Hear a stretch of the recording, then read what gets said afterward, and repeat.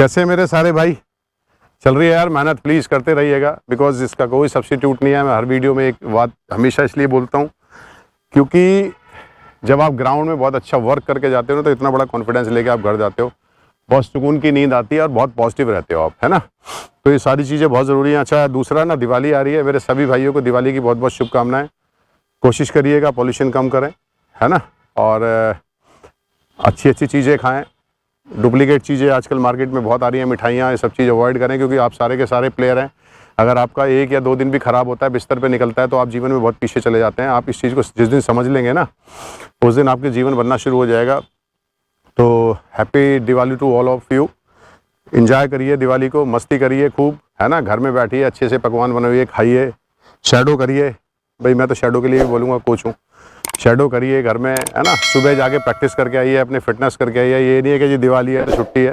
Player की कोई छुट्टी नहीं होती है। जब हमारे देश के प्रधानमंत्री ने आज तक 10 साल में छुट्टी नहीं ली, तो आप छुट्टी के बारे में कैसे सोच सकते हैं, है ना। या जितने भी हमारे हर स्टेट के चीफ मिनिस्टर्स होते हैं, क्या छुट्टी लेते हैं? सारे के सारे सब मेहनत कर रहे होते हैं। या जितने भी इंटरनेशनल प्लेयर्स होते हैं, क्या ये छुट्टी लेते हैं? सब अपना वर्कआउट करते हैं, चाहे घर में करें चाहे बाहर करें। तो प्लीज़ आप भी करिएगा, उसको ऐसे ही इंजॉय करिए दिवाली को, कि जाके सुबह अपना अच्छी फिटनेस करें, अच्छी बैटिंग करें, यार दोस्त आपके साथ में होते हैं, अच्छी 50-50, 100-100, 200-200 बॉलें खेल के आएँ, और जाके सुकून से पूरा दिन अपने घर में रहें।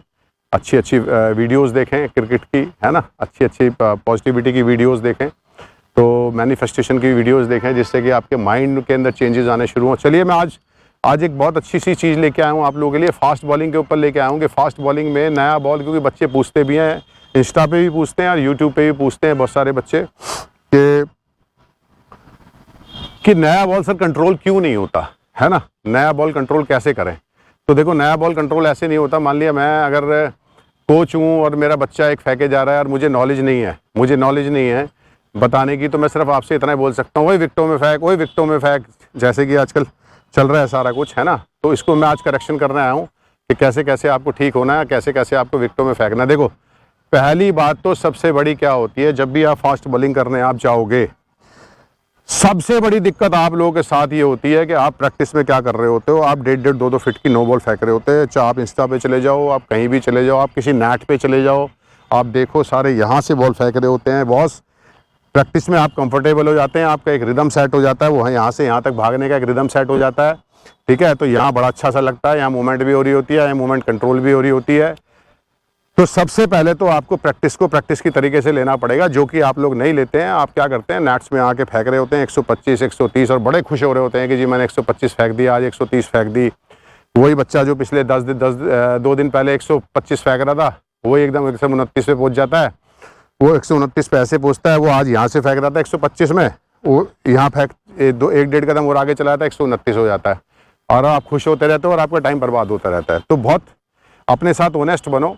मैं कह रहा हूँ 100 बच्चे बॉल फेंक रहे हैं, तो उन 100 बच्चों में से एक बच्चा वो क्रिकेट खेलेगा जो प्रैक्टिस के तरीके से लेगा, नो बॉल्स नहीं फेंकेगा। नो बॉल फेंकने के लिए, क्योंकि यहाँ जब आप नो बॉल फेंकते हो तो आपका एक रिदम सेट हो जाता है, आपका बॉल आपको सामने से उड़ता हुआ भी दिख रहा होता है, आपको मूवमेंट भी दिख रही होती है, और जैसे ही आप मैच के अंदर पहुंचते हो, आप 0 प्लेयर हो जाते हो। 0 प्लेयर, है ना। 0 प्लेयर इसलिए हो जाते हो क्योंकि जो रिदम आपने सेट किया है, बॉलिंग इज ए रिदम, जो रिदम आपने प्रैक्टिस में सेट किया है, जैसे ही वो 2 फीट पीछे से बॉल फेंकनी पड़ती है ना, वही बॉल है, ऐसे आपके लेटरल फ्लेक्शन होना शुरू हो जाता है, वही आपकी छोटी सी स्ट्राइड हो जाती है, वही आपका कभी इधर गिर जाते हो, कभी इधर गिर जाते हो, कभी रिस्ट आपका इधर टिल्ट कर जाता है, कभी रिस्ट आपका इधर टिल्ट कर जाता है ना। फिर जमीन पे मारना शुरू करते हो, फिर इधर वाइड होती हैं, फिर इधर वाइड होती हैं। तो ये सारे रीजंस होते हैं, और एक जो ये तो सारा रीजन मैंने बता दिया, ये आप लोगों को ही पता है, लेकिन आप लोग पता होने के बावजूद भी इनको करेक्ट नहीं करते हैं, रेक्टिफाई नहीं करते हैं। तो ये लोग आप जितने भी लोग नहीं करते हैं इन चीज़ों को रेक्टिफाई, वो यही खुश हो सकते हैं, इसके अलावा उनको ऊपर बढ़ने का मौका नहीं मिलेगा। प्लीज़ मेरी बात को माइंड मत करिएगा, क्योंकि किसी भी एक कोच का साफ कहना बहुत ज़रूरी होता है। सपने तो मैं भी आपको दिखा सकता हूँ, फेंके जाओ नो बॉल, कोई फ़र्क नहीं पड़ता। मेरी एकेडमी में कभी आप जीवन में आके देखिएगा, चुपचाप आके देखिएगा, ना एक स्पिनर ना एक फास्ट बॉलर कभी भी एक नो बॉल नहीं फेंक सकता, एक सिंगल नो बॉल नहीं फेंक सकता।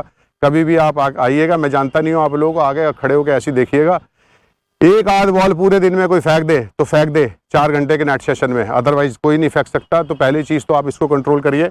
वही बॉलर धीरे धीरे बॉलर बनते हैं जो प्रैक्टिस को प्रैक्टिस की तरीके से लेते हैं, अननेसेसरी की चीज़ों पे खुश नहीं होते हैं। दूसरी चीज़ क्या करते हो, आप लोगों को पता ही नहीं होता, मैक्सिमम टाइम आप बॉल छोड़ रहे होते हैं कान के पास से, यहाँ से इसको हाई आर्म बोला जाता है। ये हाई आर्म नहीं होता है, मैंने पहले भी अपनी कई वीडियोज़ में बताया हुआ है। शोल्डर के ऊपर से बॉल फेंकना होता है, इन स्विंग फेंकना होता है, शोल्डर के बाहर से आउट स्विंग फेंकना होता है। बहुत सिंपल सी ये थ्योरी है, बहुत सिंपल सी टेक्निक है ये, है ना। जो कुदरत ने दिया है उसको इसी हिसाब से चलने दो। अगर यहाँ से आप हाथ टेढ़ा करोगे, शोल्डर के अंदर लेके आओगे, तो ये आपका हाथ टेढ़ा हो गया तो कभी ज़िंदगी में ना तो आप इन स्विंग अच्छी फेंक सकते हैं, और आउट स्विंग बाहर से बाहर गिरेगी, इधर चली जाएगी। और इन स्विंग में क्या होगा, जैसे ही आपका कान के पास हाथ गया, आपका ये लेटरल फ्लेक्शन हो जाएगा, आप टांग की तरफ भाग जाते हो, ठीक है ना। तो ये सारी चीज़ें आपको चेंज करनी है। 2 फॉल्ट्स मैं बता चुका हूँ। तीसरी जो आप क्या करते हो, आप बॉल को रिलीज करते हो। रिलीज क्यों करते हो? रिलीज ही कर सकते हो आप, हिट कर ही नहीं सकते। रिलीज इसलिए कर सकते हो, करोगे क्योंकि आपका जो कान के पास हाथ रहता है उससे रिलीज होता है। तो रिलीज से कभी भी ना बॉल कंट्रोल नहीं होती है। बॉल हमेशा कंट्रोल तब होती है जब आपके पास एक पर्टिकुलर एरिया होता है और वहाँ बॉल हिट करा जाता है, ठीक है ना। उसमें भी इधर उधर चली जाती हैं बॉलें, लेकिन इतनी नहीं जाती कि किलो के हिसाब से आप वाइड फेंक रहे होते हो, एक एक मैच में या एक एक नेट में फेंक रहे होते हो। तो इन सब चीज़ों को चेंज करने के लिए आपको सबसे पहले क्या करना है, आपको नो बॉल्स चेक करनी है। यहाँ सारी की सारी एक भी नो बॉल नहीं फेंकना। 100 आदमी है, 99 को फेंकने तो आपको नहीं फेंकनी। आपकी स्पीड कम आ रही है, you have to be satisfied कि मैंने सीधा बॉल फेंका है। भाई कोई फर्क नहीं पड़ता स्पीड से, स्पीड वाले नहीं क्रिकेट खेलते। यार एक बात बताओ, यहाँ से 140 फेंक के क्या करोगे, 135 फेंक के क्या करोगे? वहाँ तो बल्लियों पे मारनी है ना। बल्लियों पे मार रहे हो तो नेट में भी और मैच में भी, फर्स्ट स्लिप में और फाइनल लेग पे बॉल फेंक रहे होते हो, तो वो क्रिकेट नहीं खेलेंगे, बिल्कुल नहीं खेलेंगे। इसको ध्यान में डाल लेना, खुश होते रहना, मुझे गालियां दे लेना 4, कोई फर्क नहीं पड़ता कि ऐसे बोल देते हैं। क्रिकेट वो खेलेगा जिसको क्रिकेट खेलनी आती होगी, जो तमीज़ के साथ प्रैक्टिस करना जानता है। तो उन 100 बॉलों में, 100 लड़कों में अगर एक लड़का भी आज नो बॉल चेक करना शुरू कर देगा ना यहाँ पे और बॉल यहाँ से फेंकने के बजाय कान के ऊपर से फेंकनी शुरू कर देगा, और टोटल वेट ट्रांसफर आपका 3 विकेटों में हो रहा होगा। पहले एक चीज़ पे कमांड करते हैं, दोनों चीज़ों को एक साथ लेके कभी भी नहीं चलते हैं। आप इन स्विंग आउट स्विंग दोनों को एक साथ लेके चलते हो। आप पहले अपना बेस देखिए, आपका बेस इन स्विंगर का है या आउट स्विंगर का है। उस बेस के हिसाब से आप 2-4 महीने बॉल डालिए। फिर उसके बाद अपने उस्ताद को यानी कि सर को आप बोलिए कि सर मुझे इन स्विंग भी सिखा दो अब, कि नई बॉल से इन स्विंग कैसे फेंकते हैं। क्योंकि होता क्या है कि अगर मैं दोनों हाथों में लड्डू ले लूँगा ना बेटा, दोनों हाथों में लड्डू ले लूँगा तो वो चलता नहीं है, ठीक है ना। तो आउट स्विंग पर जिस दिन आपका कमांड हो गया, अगर आपका आउट स्विंग का बेस है और आप आउट स्विंग इधर हिट करना सीख गए, जहाँ पे हमारे कैमरामैन साहब खड़े हुए हैं वहाँ, तो उस दिन आप प्लेयर बनना शुरू हो जाओगे, ठीक है। अब आपका होता क्या है, बेसिकली आउट स्विंग फेंकनी है आपको 3 विकेटों के बीच में। जब हाथ यहाँ से आएगा, शोल्डर के बाहर से आएगा, तो वो 3 विकेटों में वेट ट्रांसफर होगा। अब यहाँ से फेंक रहे हो तो आउट स्विंग आपका क्या करता है, ऑफ स्टंप के बाहर जा रहा होता है, वो थोड़ा सा मूव कर जाता है बाहर की तरफ और वाइड होगी झड़ी लगी रहती है पूरे के पूरे दिन। तो इन चीज़ों को आप चेंज करिए। अब आपको करना है क्या, बेसिकली वहाँ से रनअप को बेटर करना है, ठीक है। रोलिंग मूवमेंट में आना है, जंप करना है प्रॉपर, नो बॉल नहीं फेंकनी है। और आपको अगर आप आउट स्विंगर बॉलर हैं और आउट स्विंग फेंकनी है, you have to transfer your weight within 3 stumps. जो सामने वाले 3 स्टंप्स हैं उनके अंदर आपका बॉडी वेट ऐसे जाना चाहिए, तब आपका बॉल 3 विकेटों में गिरेगा और मूव करेगा। और अगर आप इन स्विंगर हैं तो आपको फेंकना बॉल शोल्डर के ऊपर से है, लेकिन ऑफ स्टंप के बाहर आपका बॉडी वेट ट्रांसफर होना चाहिए। ऑफ स्टंप के बाहर आपका बॉडी वेट ट्रांसफर होगा तो आपका बॉल एयर में ऐसे जाएगा सीधा और लास्ट में अंदर आ जाएगा, तो वो 3 स्टंप्स पे पहुंच जाएगा। तो प्लीज़ इन सब चीज़ों को करिए और हिट करना शुरू करिए बॉल को। अगर आप हिट नहीं करेंगे तो पूरी ज़िंदगी में आपका बॉल ना कभी भी वाइड कंट्रोल नहीं होगा, कभी भी नहीं होगा।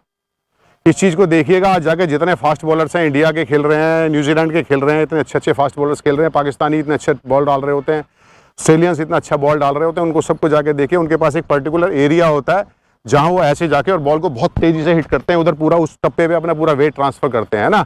आप लोगों के हाथ से आपको बॉल ही पता नहीं चलता कब निकल जाता है, कब नहीं निकलता, कब आपके रिस्ट टिल्ट कर गई, कब क्या। तो क्योंकि प्रैक्टिस बहुत अच्छी नहीं करते हो ना, प्रैक्टिस बहुत अच्छी नहीं करते हो। जब प्रैक्टिस अच्छी नहीं करोगे तो रिजल्ट कैसे आएंगे, है ना।